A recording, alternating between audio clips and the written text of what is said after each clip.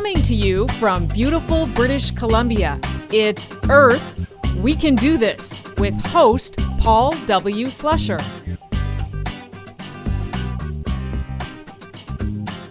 Did you know that a rapist, a murderer, a person with an incredibly violent history can buy a gun legally in the United States? That's right. A person with a horrible criminal background, a mentally deranged individual, somebody with a history of abusing people or animals or whatever, can buy a gun legally in the United States. And why is that? Well, I'm going to get into all of that in a minute. This is Guns Part 2 podcast. This is the second part of the first part series, Part 1. I talked at length about the United States versus all the various major Western nations, France, Germany, UK, Australia, Canada, compared the statistics, compared the data, and looked at the information. And there's some seriously damning information there that you should go back. If you haven't listened to Guns number 1, listen to that one first before you listen to this one. So pause this one, go back, listen to the first one, and then come back to this one. The reason why is because that one lays all the groundwork for the incredibly, shocking, and I'm not kidding, shocking information I'm about to lay out on you. We've got some quotes and advertisements from the N.R.A. We've got a soundbite from Ted Nugent, if you know who that guy is, and even good old President Trump. I don't know how long he's going to be president for, but either way, this guy and what he says also is just repugnant. Now, I want to start by, before I get into the topic, first I need to mention our sponsor. My name is Paul W. Slusher. I am the owner, founder, and CEO of a company called contactsforless.ca. If you're in Canada, you should be buying your contact lenses at contactsforless.ca and nowhere else. And the reason why?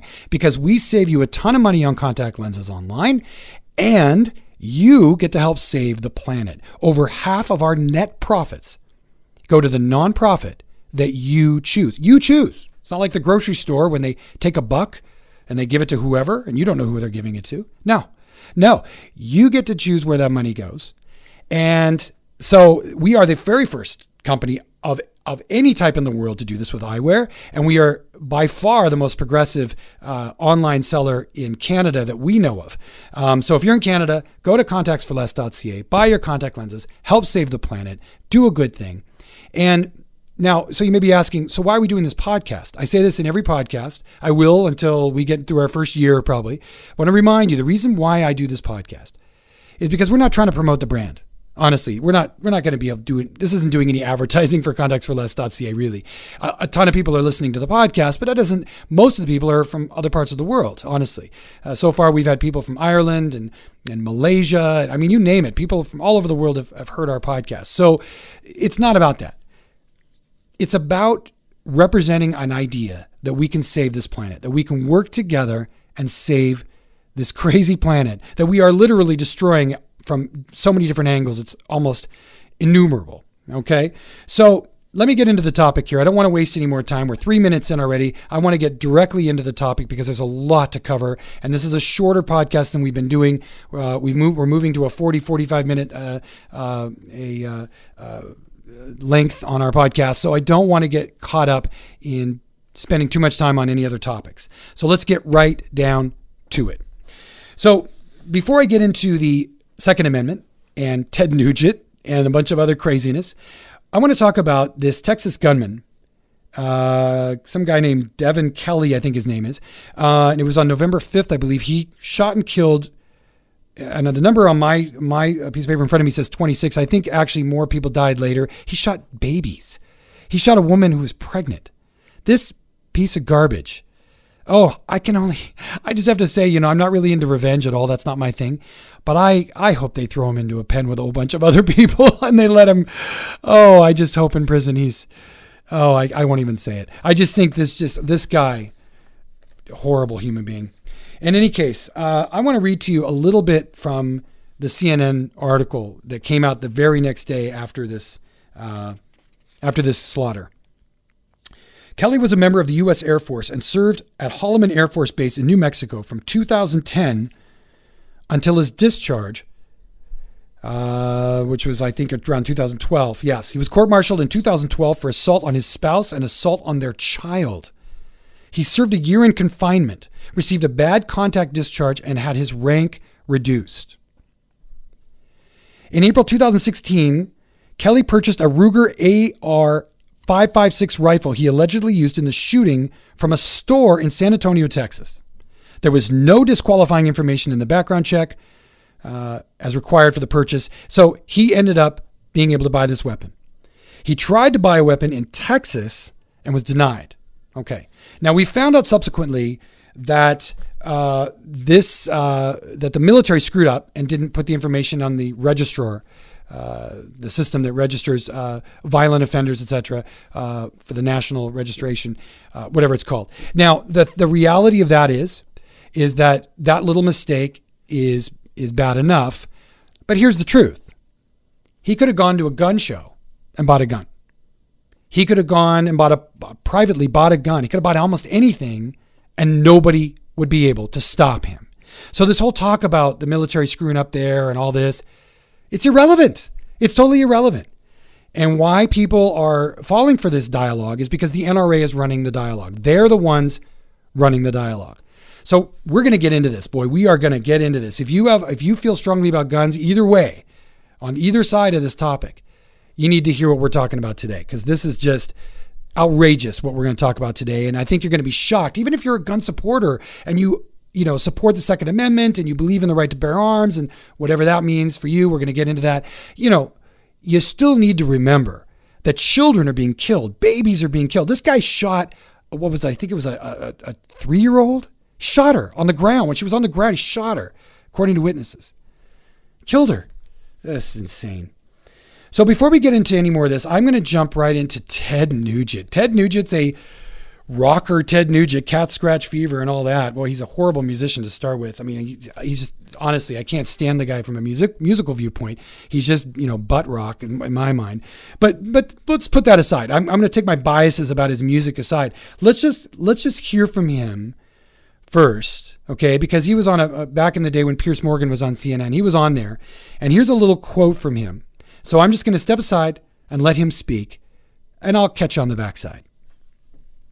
Kiss my ass. Yes. Where you have the most armed citizens in America, yes. You have the lowest violent crime rate. Where you have the worst gun control, you have the highest crime rate. Piers, choose one. Do you want a lot of crime? We have it. Gun-free zones. Do you want less crime? We have that. More people with concealed weapons permit. Why do you guys resist that statistic? Okay, thank you, Ted. So he doesn't beat around the bush, does he? So he says most armed citizens, lowest crime rate. Strongest gun control, highest crime rate. All right, let's just start with the fact that is absolute BS, okay? BS. It's not even close to true. And let me tell you a little bit about that. Now, if you listen to podcast number 1 on guns, part 1, you will have heard a lot of information on this, but I'm going to touch on it one more time, okay? There's been a series of reports on this, and there is absolutely no evidence that higher levels of gun ownership lower crime. In fact, the conclusion of one report that came out of Boston University, School of Public Health, and here's a quote from their report. We observed a robust correlation between higher levels of gun ownership and higher firearm homicide rates. Okay? That's it. So they're actually saying the opposite of what Ted is saying. But let's get into a little bit more of this. Let me get to my other bit of report here. It's right in front of me. I've got a bunch of paperwork in front of me. You have to excuse me. Okay, this is another report, okay?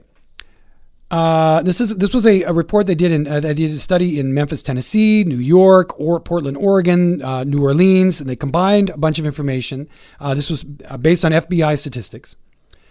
The overall homicide rate among the metro areas whose principal city is in a state that requires some form of permit to purchase a gun is 4.32 per 100,000 residents, compared with 5.74, which is higher, among cities in no permit states.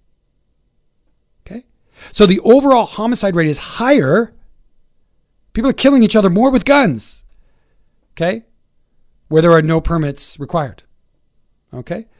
And then now let's talk about crime. Ted's just lying. Ted Nugent is just lying to you, and so is the N.R.A. Similarly, the overall burglary rate among the metro areas whose principal city is in a state that requires some form of permit to purchase a gun is 442 per 100,000 residents. Okay, so the burglary rate in a state that has a permit to purchase a gun is 442 per 100,000 residents. In states that do not have a permit requirement to carry a weapon, the burglary rate is 690 per 100,000. Okay, that's what, 17, 20% higher? Okay, that's FBI stats. So Ted Nugent's just lying to you. Okay, so let's just get the lies out of the way. Now, what does the public think? What do Americans actually think about gun control? Well, here's the thing. In June, from June 22nd to June 27th, 2017, this year, the Quinnipiac University poll, they did a survey of Americans, Republicans, Democrats, and Independents. And here's what they came up with. The question was, do you support or oppose stricter gun laws in the United States? Now, not surprising, only 27% of Republicans think there should be stricter laws. Well, that's not surprising. Republicans seem to not care that much about people dying and care more about some nebulous, theoretical freedom that they think they have. And we're going to get into, by the way, this freedom that they think they have, because that's also BS. And we're going to get into that. 68% said yes, 27% said yes, 68% said no. That's Republicans. Among Democrats, 80% said yes, 18% said no, and among independents, 54% said yes, 42% said no. Now, before we get into the next set of stats, let me just point something out. Mathematically, there are far more Democrats and independents. Well, first of all, there are more Democrats than Republicans in the United States, period. Okay? Democrats don't vote often, and that's one of the reasons why they don't win every single election. If they did, they'd win literally almost every single national election and many states. There'd be far less red states, let's just put it that way. But the media does a really good job, and the N.R.A. does a really good job of convincing certain people to act scared and vote scared. But there are clearly more Democrats than Republicans. But when you throw in the independents, there's 54% of independents are in favor of stricter gun control, and 80% of Democrats, right there, mathematically, it's not even close. A majority of Americans, by far, support gun control, stricter gun laws. Another question that they asked was, do you support or oppose requiring background checks for all gun buyers? Now listen to this. All gun buyers. That means no gun show loophole, no private sale loophole, none of that. Okay? That was what the question's based on. Republicans, listen to this. This is shocking. 93% of Republicans said that they support background checks. 98% of Democrats and 95% of independents. 93%, 98%, 95%. And these horrible politicians are being bought and sold by the N.R.A. and completely going against every single thing that the United States American citizens actually believe. Now, I live in Canada, thank God, where we don't have this kind of ridiculousness. The N.R.A. doesn't have any power in Canada, and Canadian gun owners aren't nearly as nuts or lying as much as the hardcore right wing that you see in the United States. And I'm sorry to be bashing the U.S. because I love the U.S. I'm a dual citizen. I'm a U.S. and Canadian citizen, born and raised in Seattle. Now I live in British Columbia. And I'll tell you, I'm still very much a patriot. I'm a big Bernie Sanders supporter. I think he's a great guy. I'm not a huge fan of Hillary, but I think she was okay. She was certainly better than Trump. And so I'm a liberal, yes. But I'm an intelligent, educated liberal who wants to see all sides of the topic. That's my thing. I'm really focused on making sure that I have the stats, the proper stats, to back up what I'm saying. Okay, that's very important to me. And so what I'm doing here today is, yes, I'm giving you a strong amount of opinion, but it's because I've already looked at the data, I've already looked at the statistics, and I've studied the history of the Second Amendment. And I'm here to tell you that this whole story about the Second Amendment being a right to bear arms is bull bleep. Sorry, I try not to swear on my podcast. But, I mean it. It's just outrageous that they're making this claim, and I'm going to get into that at the back end. But there is no question about it that Americans are in favor of stricter gun laws, and they're in favor of background checks, and yet the laws stay exactly the way they do. And okay, so I'm going to get into my conclusions at the end. I could preach all day about how disgusting this is. But let's get into a little bit about what Donald Trump, I'm not even going to call him president. I'm sorry, I'm not, because I just have no respect for this man, for his lies, for his countless lies. An upcoming podcast, by the way, is coming up on all the lies of Trump. I'm going to do one whole show, just one whole amazing show with tons of quotes and tons of sound bites of just him lying, just lying and lying and lying. All right, here's a short quote. I'm going to step out of the way and I'll catch it on the back end, where he talks a little bit about how Obama went too far and what he's going to do with executive orders.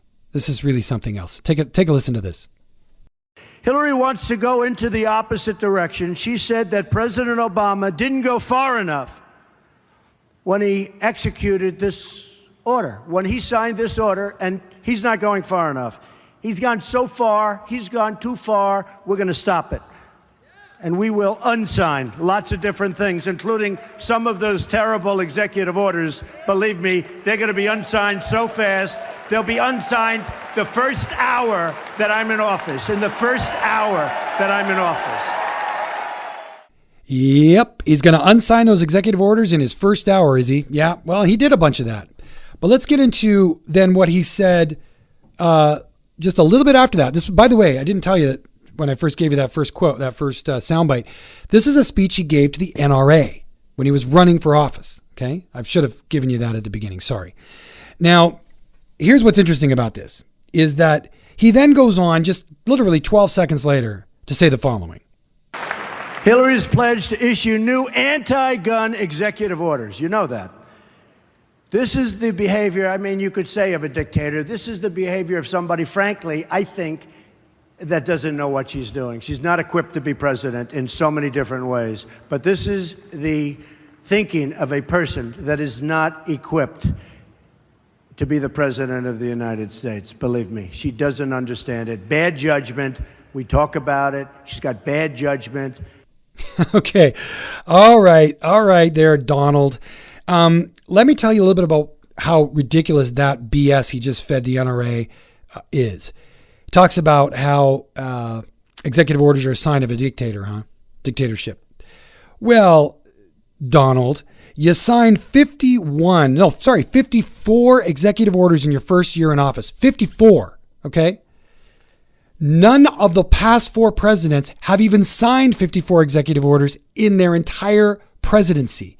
Obama signed 44 in 8 years. Okay? 8 years. Trump has signed 54 in 1 year. So Trump, you're a liar. We all knew that though. Is anybody surprised that Trump is a bull-faced liar? Nope, not me. I'm not surprised one bit. And you know what's funny is when he was running for office, you could tell he was a liar. You could just tell the guy was a scumbag. And he's bought and paid for by the hardcore right. Whether he's truly a right-winger, it's really anybody's guess. Because I really think his whole strategy is to just be in power because he's a megalomaniac. He's an egocentric idiot. And he really is. He's maybe one of the least intelligent presidents since Ronald Reagan. Ronald Reagan wasn't too sharp either. Sorry for those people who worship Reagan. But he was, not a bright man. In fact, on a side note, just briefly, I did some research on Reagan many years ago. And it was very interesting. When he was trying to run for governor, a group of Stanford's behavioral scientists and political scientists met with him to try to prep him for his governorship race. And they found that he was incapable of comprehending the issues. So they had to make a flip book so that he could know what his policies should be because they were written by somebody else. Reagan was like that. Trump is worse. Trump doesn't read anything. He just reacts. He watches TV. He tweets like a complete idiot. And he lies more than he tells the truth. Literally, I can't wait to do the podcast on Trump lying. I think you're going to love it. It's going to be funny. We're going to make it fun. It's not going to be so dark. We're just going to make fun of Trump for a whole 45 minutes. Okay, but let's get to this whole right to bear arms thing. Okay, let's get down to it. Let's get into the topic that really matters. The whole principle as to why Americans can worship guns the way they do without any restriction is because the Second Amendment supposedly protects the right to bear arms. What does the Second Amendment read? For those of you who don't know, it reads, a well-regulated militia being necessary to the security of a free state, the right of the people to keep and bear arms shall not be infringed. Okay, that's what it says. That's the Second Amendment. Okay, now let's get into, briefly if we can here, a little bit about this. Okay, now I'm going to be reading some excerpts and taking some comments from this article I came across by a gentleman named Alan Uhas. Okay, it was this year. It was actually written in October. All right, so some of which is I'm going to be reading, some of which I'm going to be commenting on. So essentially, briefly, just let me give you a prep here. Prior to 2008, the Supreme Court had only held, and this is a quote, the Supreme Court and federal courts held that it only applied in the context of militias, the right of states to protect themselves from federal interference. Okay? Up until 2008. In 2008, the Supreme Court decided the District of Columbia v. Heller, 5-4, overturning a handgun ban in the city. The conservative Justice Antonin Scalia wrote the opinion in narrow but unprecedented terms. For the first time in the country's history, the Supreme Court explicitly affirmed an individual's right to keep a weapon at home for self-defense. At home for self-defense, okay? Justice John Paul Stevens, dissented. He said that the decision showed disrespect for the well-settled views of all of our predecessors on the court and for the rule of law itself. Every single time, I think it was 8 times, from like 1880 or something to 1947 or whatever it was, somewhere in there, there was like 8 times the Supreme Court upheld that the Second Amendment was about militias and nothing else. Suddenly in 2008, that changed. But we're going to get into the N.R.A. and where they come in here because there's quite a bit going on there. Now, let me get back to this. The reasons that motivated the framers to protect the ability of militiamen to keep muskets, or that motivated the Reconstruction Congress to extend full citizenship to freed men in the wake of the Civil War, have only limited bearing on the question that confronts the homeowner in a crime-infested metropolitan area. There is no evidence that the Supreme Court ever intended to give the right for people to walk around with guns on their holsters or in their pocket or in their car. Okay, that was never the case. And up until then, since 2008, by the way, the Supreme Court has completely refused to revisit this issue. This is very interesting. I'm not sure why. I think it really comes down to an internal vote, and there's enough on there that even though the Supreme Court has never ruled that this is tolerable, they continue to sort of almost just let it happen, which is just irresponsible. Now, attempts to parse the original intent go all the way back to the Revolution and its aftermath, when the country's founders bickered about what exactly they were talking about. So we're getting now back into what was going on in the development of the Second Amendment. Okay? The militias were at that stage, we're talking about back in the time when the country was developed.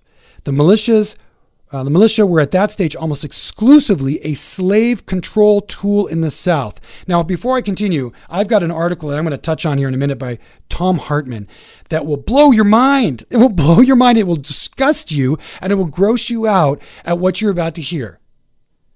Because I think what you're going to hear is, even if you're a gun rights lover, even if you're a lover of the Second Amendment, this should shock you. Even if you're on the right wing of things, this should shock you. That the slave owners were terrified of revolts and wary of Northerners who would undermine their system. So essentially what was going on here was that the southern states had these slave patrols, these slave militias, okay? And they were very concerned that if they didn't protect those, they couldn't keep slaves in place, okay?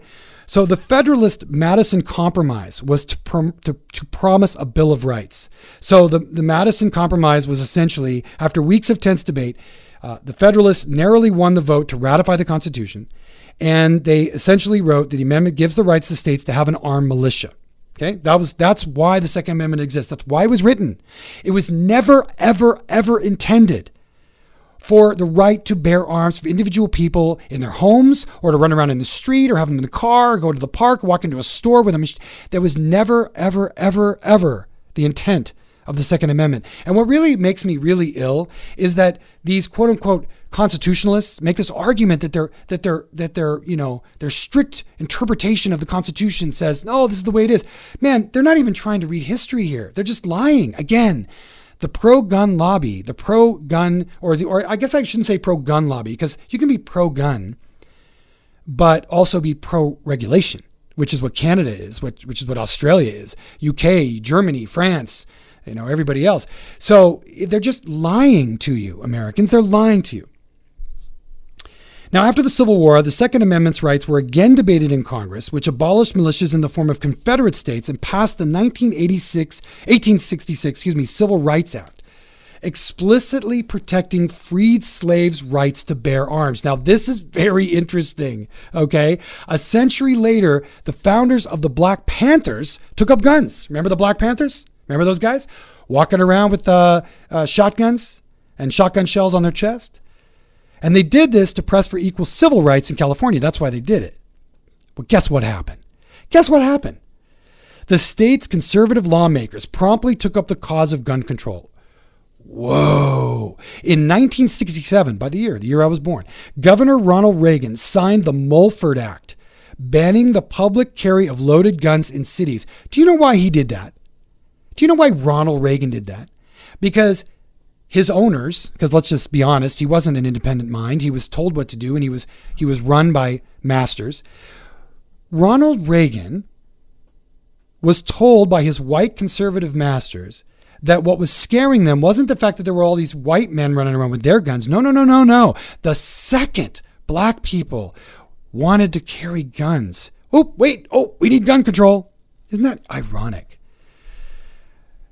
Now, the N.R.A., what's so interesting is that, and I'll just read this quote from this article. Winkler, a UCLA professor, has said that during the 1970s, a revolt among the membership profoundly altered the N.R.A. overnight. This was the 1970s after this happened. Since 1930s, the group had supported restrictions on machine guns and public carry, but angry hardliners took control over the organization in 1977 when moderates wanted to retreat from lobbying work. The group then began a decades-long campaign to popularize its uncompromising positions. Yeah, so in summary, the N.R.A. had been for gun control when the blacks came around and said, hey, I want to carry a gun. And the N.R.A.'s mentality was, well, now what we want to do is we want to make it so that, and here's the kicker, now jumping ahead 30, 40 years. Everybody can get guns now. They're not worried about slaves anymore. They're not worried about blacks running around, black nationalists doing their thing. So now they're like, oh, well, that fear's gone. So let's just get guns in the hands of everybody. So the convoluted nature of how the Second Amendment has been dealt with and how the N.R.A. has manipulated public opinion is, it's disgusting. It's filled with lies, and it doesn't even deal with the truth or history or the facts in any way. I mean, again, going back to Ted Nugent, he's lying. Donald Trump, he's lying. The N.R.A., they're lying. We're going to get into the N.R.A. I keep saying that. We're going to get there in a second.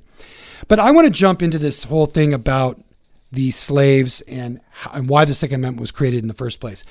This is shocking. I'm going to take just a sip of water here. You get talking so long, your mouth dries.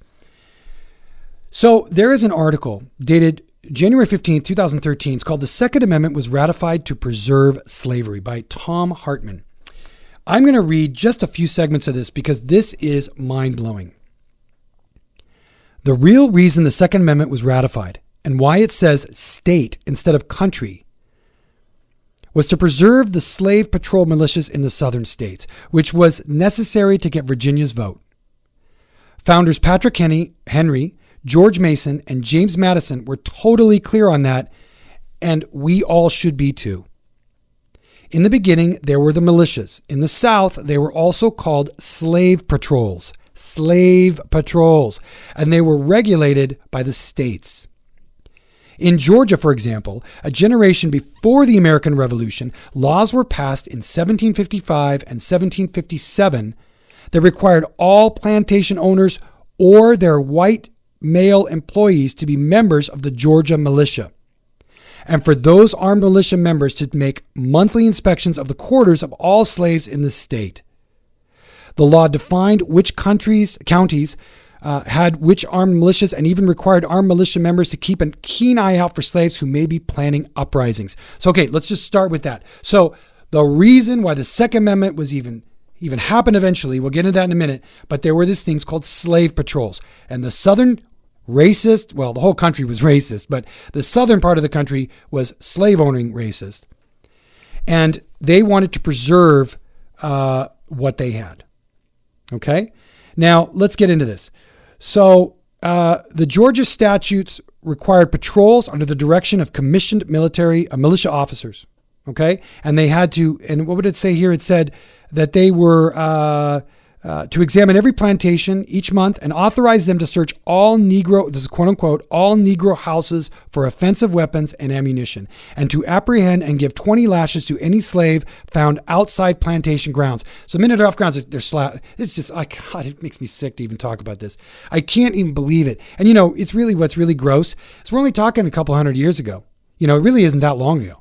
And if you're talking about, the Republicans moved to, change their position because blacks suddenly wanted to carry weapons.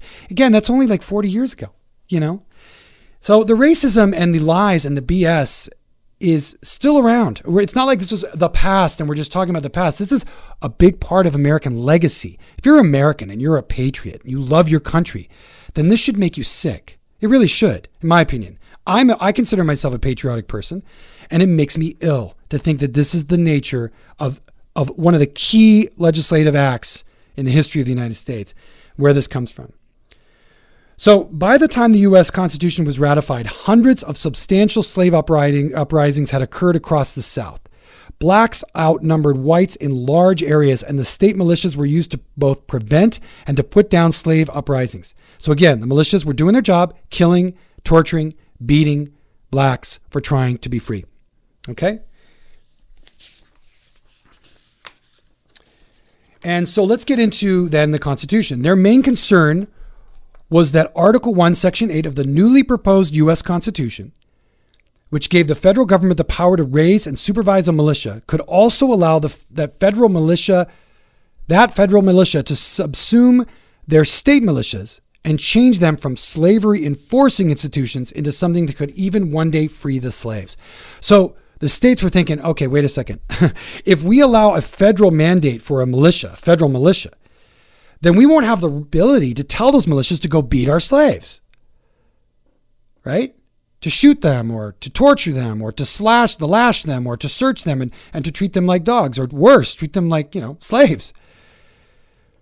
This was not an imagined threat. Famously, 12 years earlier, during the lead up to the Revolutionary War, Lord Dunsmuir offered freedom to slaves who could escape and join his forces. So the British said, hey, you know what? We'll take the slaves and we can fight the Americans with it. So this was a very real threat. Thus, the Southern legislators and plantation owners lived not just in fear of their own slaves rebelling, but also in fear that their slaves could be emancipated through military service. So at the end of this article, it talks about the compromise. So Madison, who had at Jefferson's insistence already begun to prepare proposed amendments to the U.S. Constitution, changed his first draft of one that addressed the militia issue to make sure it was unambiguous that the Southern states could maintain their slave patrol militias.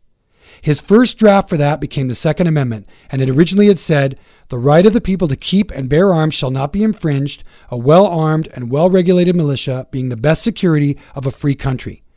But no person religiously scrupulous of bearing arms shall be compelled to render military service in person." So it was like twofold. He was trying to make it so that the states still get to keep running their slave patrols, and you can't force or you can't bring in the ex-slaves into the military against their will. But again, what would be their will? Well, the slave owner would decide their will. So this was a defense against both of those things at the same time. But Henry, Mason, and others wanted southern states to preserve their slave patrol militias independent of the federal government, so Madison changed the word country to the word state and redrafted the Second Amendment into today's form. So there you go. Okay. So, all right. So now we know for sure that the Second Amendment was originally designed to oppress slaves. That was the deal. It was a compromise so that Southern racist, violent slave owners could beat and control and torture and continue to own and to punish and to prevent the freedom of their slaves. Okay? That's the facts. Sorry, Americans, but that's the reality. Now, the N.R.A. All right. So there's a wonderful article I came across with Politico. And I'm just going to read you the intro because it's very strong. Quote, "A fraud on the American public," end quote. That's how former Chief Justice Warren Burger described the idea that the Second Amendment gives an unfettered individual right to a gun. When he spoke these words to PBS in 1990, the rock-ribbed conservative appointed by Richard Nixon, this was a conservative, was expressing the long-term consensus of historians and judges across the political spectrum. So, there is no question about it. Again, I keep coming back to it. But I'm sorry, but the Second Amendment never was intended for an individual right to bear arms, first of all. So the ridiculous practice of it now is total bull. Again, I'm trying not to swear. But also that, again, we're coming from a history of why was it set up? To prevent slaves from being free, to continue to patrol slaves, and to protect slave states so they could keep oppressing slaves. Getting back to this article. There is not a single word about an individual's right to a gun for self-defense or recreation in Madison's notes from the Constitutional Convention. There is not one single note of this. Nor was it mentioned, with a few scattered exceptions, in the records of the ratification debates in the states. Nowhere was this discussed, this individual right to a gun. Nor did the U.S. House of Representatives discuss the topic as it was marked up to the Bill of Rights. In fact, the original version passed by the House included a conscientious objector provision. Okay? A well-regulated militia, it explained. Here's the provision. A well-regulated militia, it explained, comprised of the body of the people, being the best security of a free state, the right of the people to keep and bear arms shall not be infringed. But no one... Oh, I've actually read this already. Sorry. Same quote I read earlier. But again, never a comment at all about the idea that you have the right to walk around with a gun in your coat or in your car. 4 times between 1876 and 1939... Sorry, I said 8 earlier. I misspoke. 4 times the U.S. Supreme Court declined to rule that the Second Amendment protected individual gun ownership outside of the context of a militia. Okay? Wasn't 8. I'm sorry, I misspoke. 4 times. So there you have it, the N.R.A. Okay, so I'm going to catch my breath because that's just gross. It really is gross. When I began to study this topic, I really thought that I would find a real debate on both sides. I really did. I really believed that I was going to come across something that had a debate in it. No, there's no debate. The history is very clear. The Constitutional Convention was very clear. The horrible gun private show loophole, which I'm about to touch on, was obvious. It's obviously designed. Literally, if a rapist or a murderer can go get a gun at a gun show, I don't even know what to say. Really, seriously, folks, if you're listening to this, are you not saying to yourself, are you freaking kidding me? That really is possible? No, I don't believe him. Well, go look it up. Don't go to the N.R.A. because they're going to lie to you. But I'm telling you, this is a fact. Okay.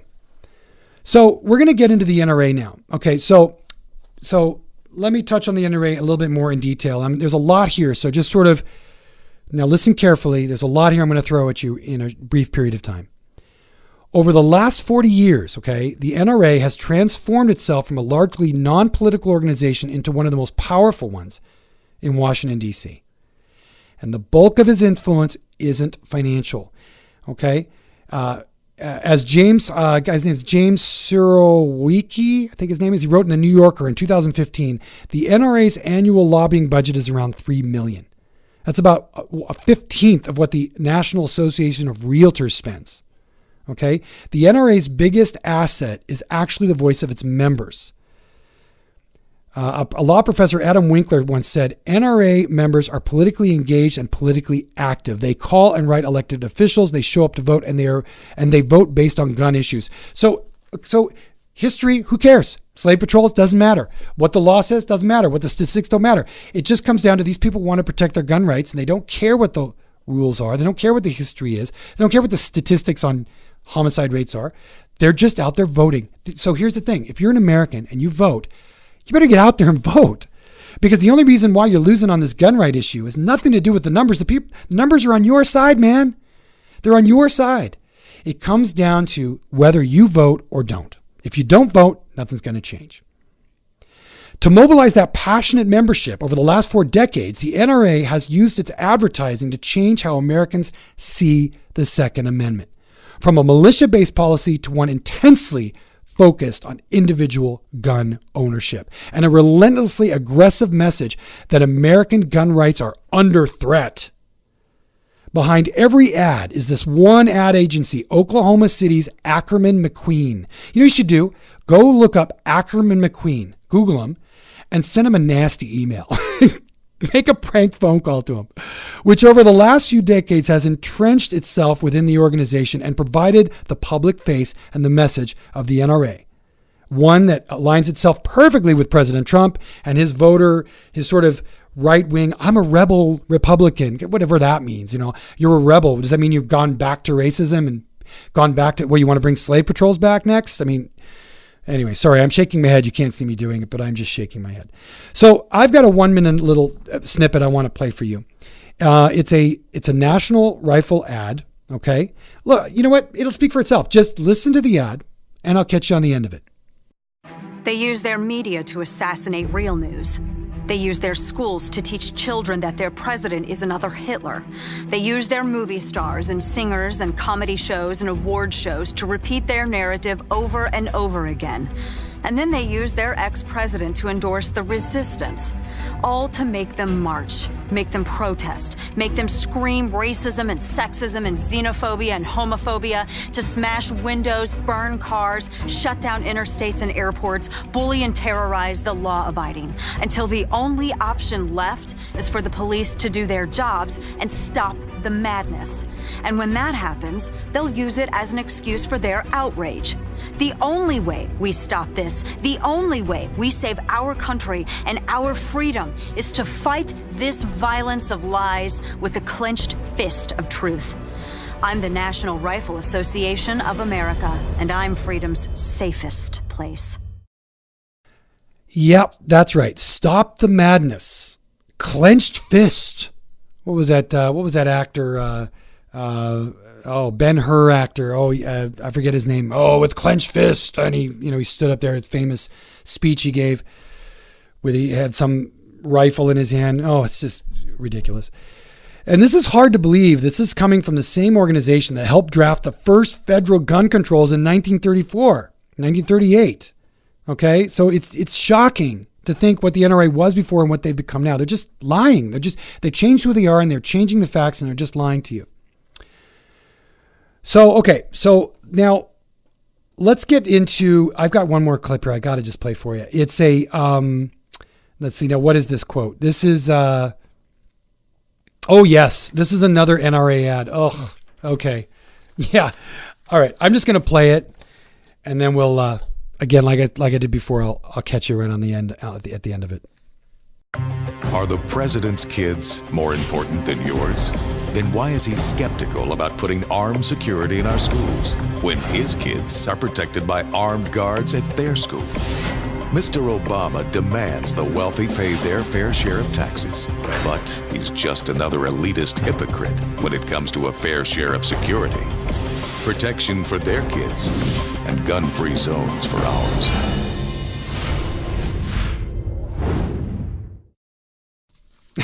Jesus. The N.R.A., man. I mean, really, seriously. I don't really know any N.R.A. members because I live in Canada where, more sane people live. But I mean, it really is. And I'm sorry, Americans, if you feel I'm trashing the U.S. I'm not. The United States is a wonderful nation and I love the country.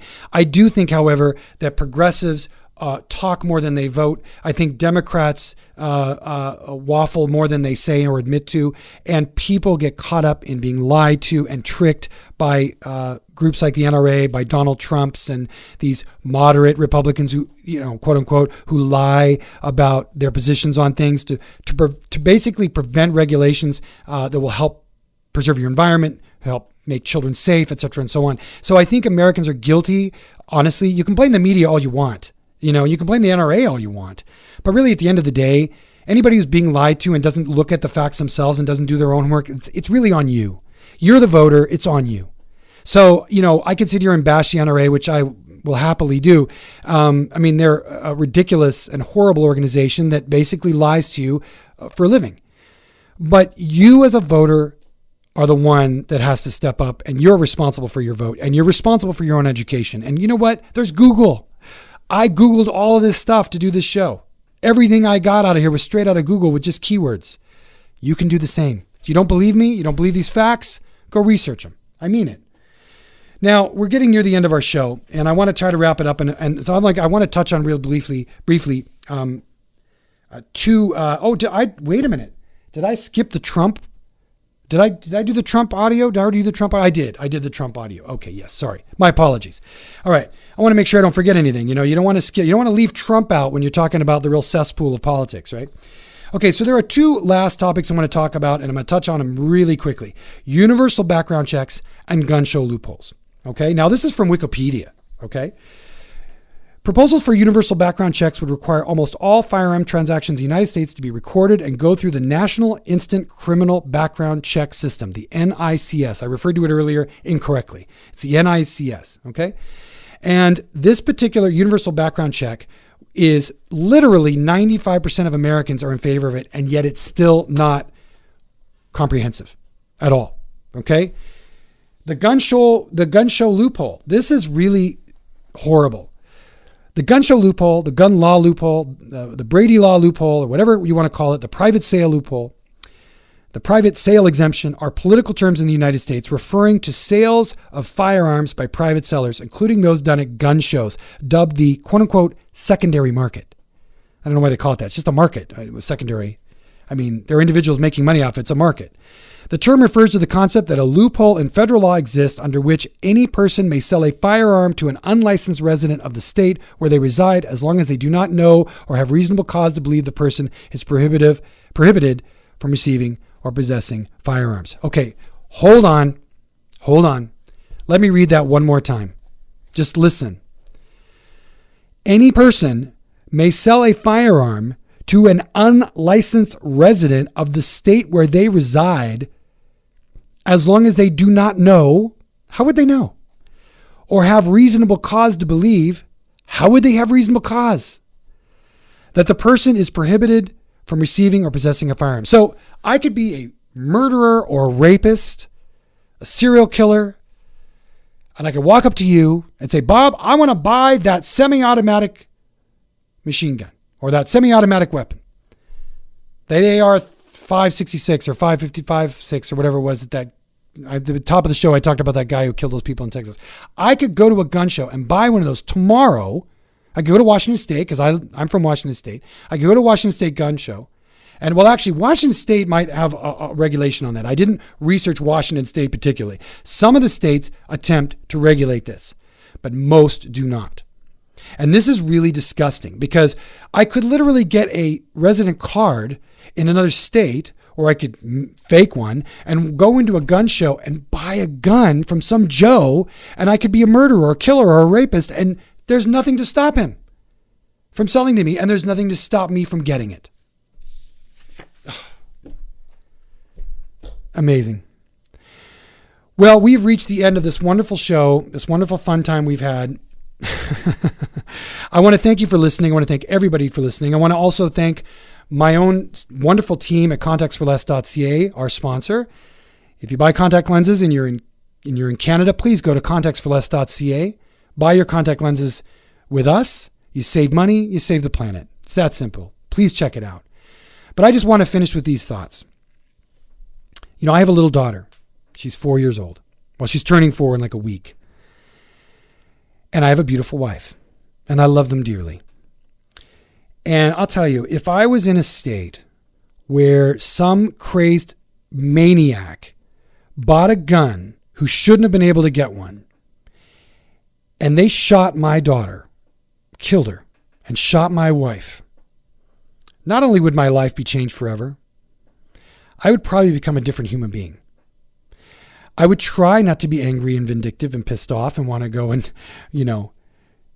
do something to somebody. But I think that at the end of the day, I would feel as if whoever was the person who had voted for that loophole to stay in place would be my enemy. Now, I'm not in that boat, and I can't say that that's how I would feel, but I try to put myself in that position, what it would be like to lose my own daughter and my own wife, okay? Because of a stupid and deceitful interpretation of the Second Amendment and a deceitful public campaign by the N.R.A. and by Donald Trump and by Ted Nugent and all the right-wingers who push this lie on the American public. And I feel bad for the American public because they're unwitting victims of this lie, this BS. There are so many good people out there that want to have guns. And they want to have guns just like Canadians. Canadians have tons of guns. There's so many guns in Canada. But we're not fed this BS. And we're not tricked into believing this stupid story. So, my name is Paul W. Slusher. I want to thank you for listening. I'm sorry if I've offended anybody, but I'm not sorry for revealing the facts. I'm not sorry for giving my opinion about what is clearly the truth. There is a truth and there is a lie. And the truth is the Second Amendment was never intended for individual ownership of weapons anywhere. The Supreme Court changed that in 2008 to make it so that you can have them in your house. So it's just been a complete bastardization of the original concept. And that original concept anyway was there to basically oppress slaves. What the heck, Americans? Come on. So I'm Paul W. Slusher. Thank you very, very much for listening to this podcast.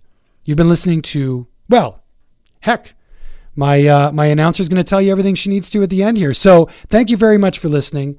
Have a wonderful, I hope you had a good 2017. And there'll be another podcast coming up in just another week and a half, 2 weeks. And so be listening for that. And I just want to thank you for listening. I want to thank you for taking the time to spend the time with me and to listen to my rants and my opinions. And if you have any feedback at all, you can write to us. Write to the email podcast@contactsforless.ca. And yeah, that's pretty much it. Have a wonderful day, a wonderful month, a wonderful year. And if you're listening to this sometime near New Year's, have a wonderful 2018. Thanks for listening.